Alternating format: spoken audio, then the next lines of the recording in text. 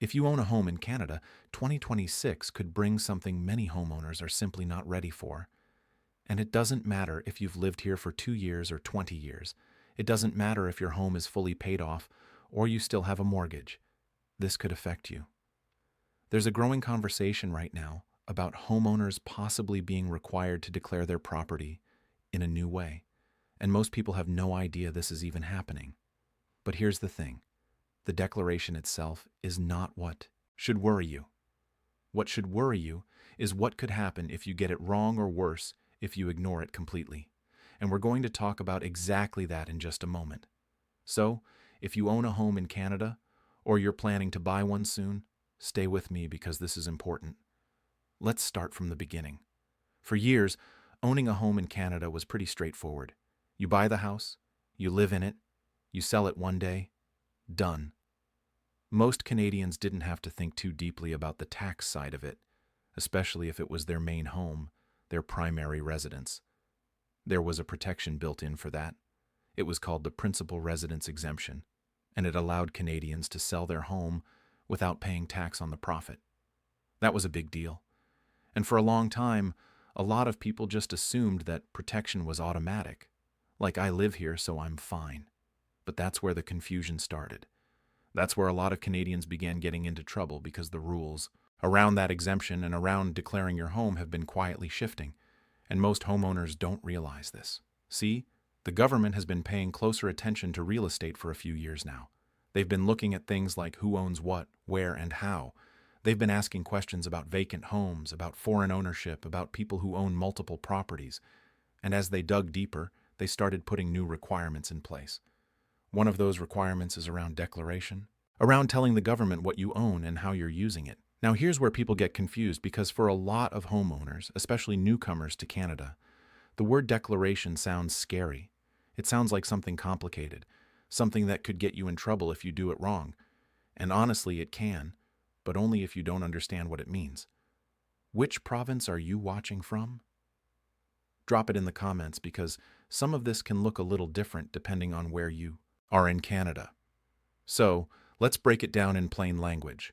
When the government talks about declaring your home, what they basically mean is telling them about your property in an official way, either through your tax return, through a specific form, or through a local municipal process.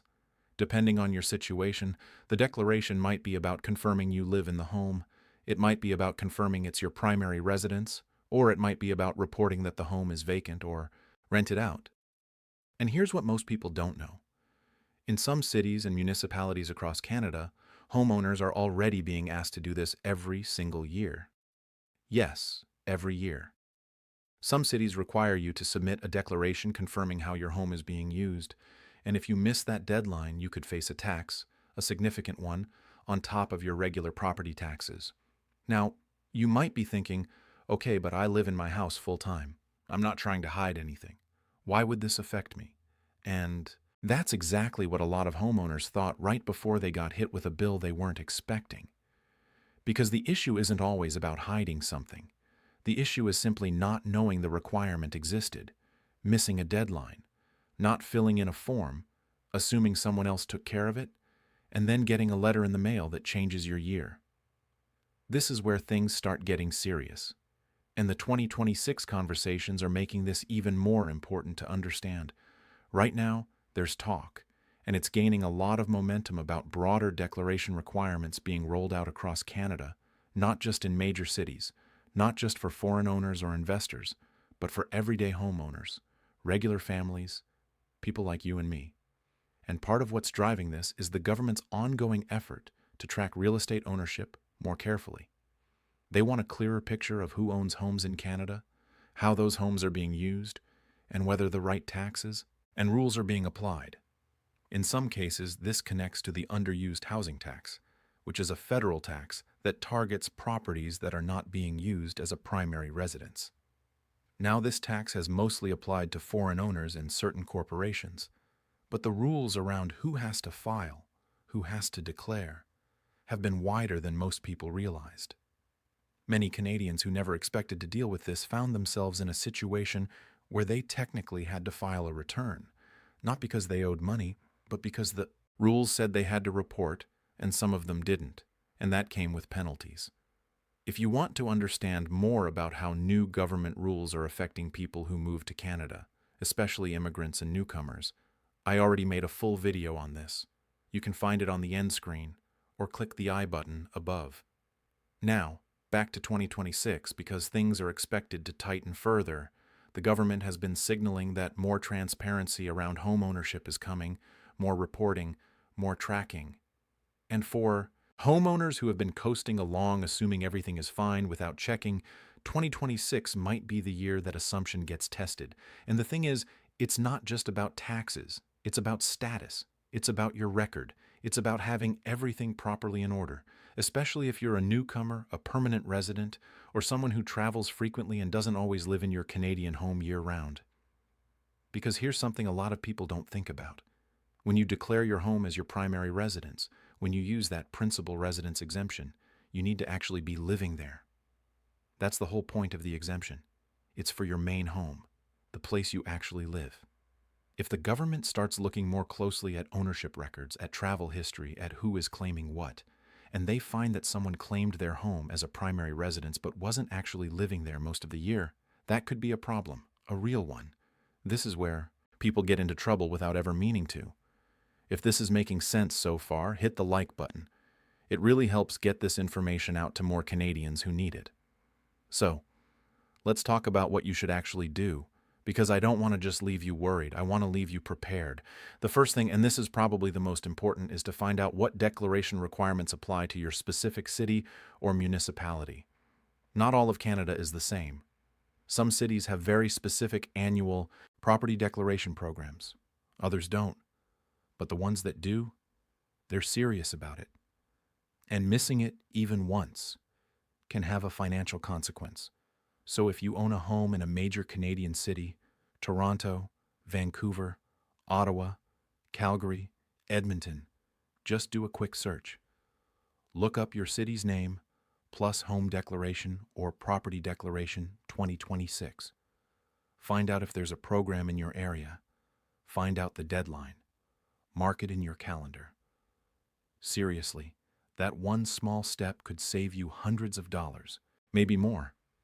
The second thing to do, and this is especially important if you're a newcomer or a permanent resident, is to talk to a tax professional, not just a general accountant, someone who specifically understands Canadian real estate rules. Because the rules around the underused housing tax, the principal residence exemption, and the newer declaration requirements, they're not always easy to figure out on your own. A lot of people try to do it themselves and end up making a mistake. Not because they're not smart, but because the rules have a lot of small details that matter. And a small mistake on a form can lead to a notice from the government that you really don't want. And look, I'm not saying this to scare you. I'm saying it because getting proper advice once is almost always cheaper and less stressful than dealing with the consequences later. The third thing is keep your documents organized. This sounds basic, but you'd be surprised how many homeowners don't have a clear record of the basics.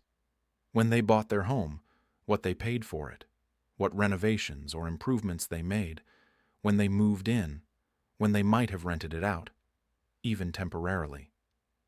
All of this matters, especially when it comes to calculating whether you qualify for the full principal residence exemption when you eventually sell. If you can't prove the details, you could lose some of that protection. And on a home that has gone up in value, which most Canadian homes have, that could mean a significant tax bill. So, even if you never plan to sell anytime soon, keep those records. Keep your purchase documents. Keep any renovation receipts. Keep records of when you were living there, especially if there were periods when you were traveling or living somewhere else. Most homeowners don't realize this is something they need to track until it's too late. Don't be that person. Now, let's talk about something that's specifically affecting newcomers and immigrants in Canada, because this group often has extra layers to deal with. If you came to Canada as a permanent resident, or if you're working towards citizenship, your ties to your Canadian home can actually matter in ways that go beyond just property taxes. Your address, where you live, whether you can show that Canada is your actual home base. All of this can factor into your immigration status and eventually your citizenship application. And when you have a home, a physical property that you've declared, and that's properly on record as your primary residence, it can actually work in your favor. It shows roots. It shows stability. It shows that you are genuinely building your life here.